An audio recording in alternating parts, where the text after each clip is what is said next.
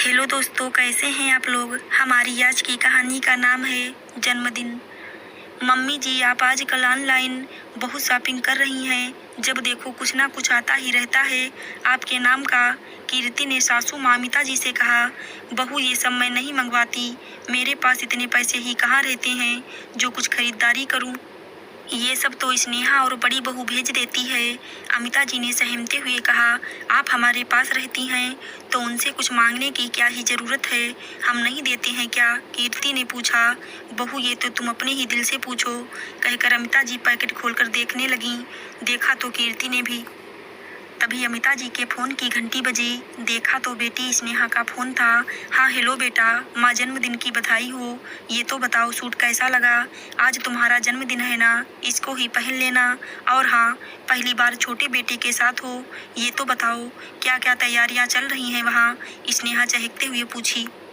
तू भी ना बेटा, एकदम पागल है। क्या ही जरूरत थी ये सूट भेजने की। अरे कीर्ति लाती है ना मेरे लिए, और क्या तैयारी चलेगी। चल अभी फ़ोन रखती हूँ, बाद में करूँगी बात, कहे अमिता जी फ़ोन काट दी। कीर्ति को कुछ समझ नहीं आया किस तैयारी की बात कर रही हैं। फिर कुछ सोचते हुए वो अपने कमरे में जाकर स्नेहा को फ़ोन लगा दी। दीदी, आप किस तैयारी की बात कर रही थी, आज कुछ है क्या। अरे भाभी, आपको याद नहीं, आज मम्मी का जन्मदिन है ना, इसलिए तो सूट भेजा है।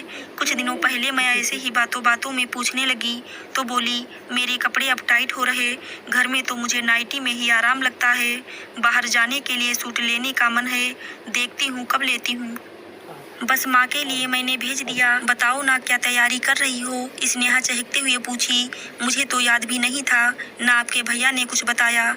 चलिए अब आपने बता दिया तो तैयारी कर लेती हूँ, कीर्ति ने कहा। अमिता जी कमरे में आंखें बंद कर लेटी हुई थी। उन्हें सुबह से थोड़ा बुरा लग रहा था कि ना बेटा ना बहू किसी ने जन्मदिन की बधाई नहीं दी। ऊपर से तोहफा देखकर कीर्ति कैसे बोलने लगी, एक मैं हूँ जो भी हाथ में थोड़ा बहुत पैसा ये लोग देते, वो भी उन्हें ही तोहफे देने में खर्च कर देती। 2 महीने पहले ही तो कीर्ति का जन्मदिन था। वो उसके लिए कितने प्यार से तोहफा लेकर आई थी। कीर्ति भी देखकर खुश हो गई थी। क्या सास का फर्ज बस बहू को ही देते रहना है, कभी कुछ लाकर तो देती नहीं है। उस दिन बड़ी बहू से बात करते वक्त न जाने नाइटी कैसे फट गई। वो देखते ही बोली, मम्मी जी आपकी सब नाइटी पुरानी लगने लगी हैं, कभी कीर्ति बाजार जाएगी या तो नया मंगवा लीजिएगा। अमिता जी ने 1-2 बार कहा भी, पर कीर्ति भूल गई कहकर कभी लाई ही नहीं। तब बड़ी बहू ने ही ऑनलाइन भेज दिया था। न जाने ये सब सोचते सोचते कब अमिता जी की आंख लग गई। मम्मी जी उठिए, शाम हो गया है, लीजिए चाय पी लीजिए, कहते हुए कीर्ति अमिता जी को उठाने आई। चाय के साथ वो एक तोहफा भी लेकर आई। जन्मदिन की ढेर सारी बधाई मम्मी जी, सारी मुझे याद ही नहीं रहा, कहते हुए वो अमिता जी को तोहफा पकड़ा दी। अमिता जी तोहफा एक किनारे रखकर बोली, बहू इन सब की कोई ज़रूरत नहीं है और तुम्हें सारी बोलने की भी ज़रूरत नहीं है। बस ज़रूरत है तो इतना समझने की कि जब मैं यहाँ पर हूँ तो भी तुम्हें मेरे लिए सोचने का वक्त नहीं मिलता। कुछ लाने को कहूँ तो नहीं लाकर देती हो, पर वहीं पर तुम अपने मायके कितना कुछ ऑनलाइन भेजती रहती हो।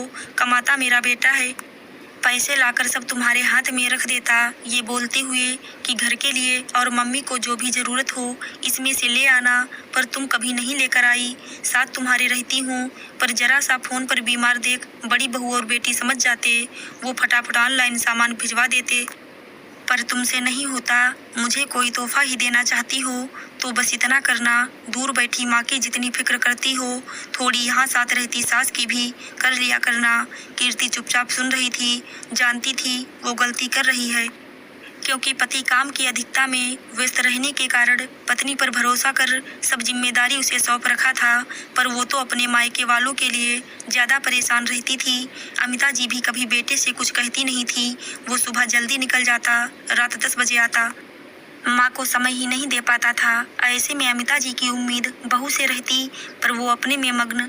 आगे से ऐसा नहीं होगा मम्मी जी, मुझे माफ़ कर दीजिए। आपने स्नेहा दी से भी कुछ नहीं कहा और बात संभाल ली थी।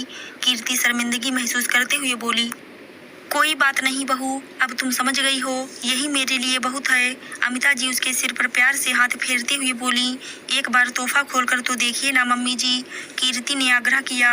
अमिता जी ने जब पैकेट खोला आश्चर्य से भर गईं। वो बहुत पहले बेटे से कही थी, मेरी सोने की चेन टूट गई है, खाली गला अच्छा नहीं लगता, इसे बेचकर नया ले आते हैं। पर समयाभाव में बेटे को लाने का होश ही नहीं रहता था। बस कीर्ति को आज मौका मिल गया तो वो सास के लिए चेन ले आई। चलो बेटा नहीं, बहू ही सही, मेरी बात मान तो ली, कहते हुए अमिता जी हंस दी। पहन लीजिए मम्मी जी, बहुत दिनों से आपका गला सूना पड़ा था, कहते हुए कीर्ति ने खुद ही सासू माँ को चेन पहना दी। आशा करती हूँ दोस्तों आपको हमारी कहानी जरूर अच्छी लगी होगी। धन्यवाद।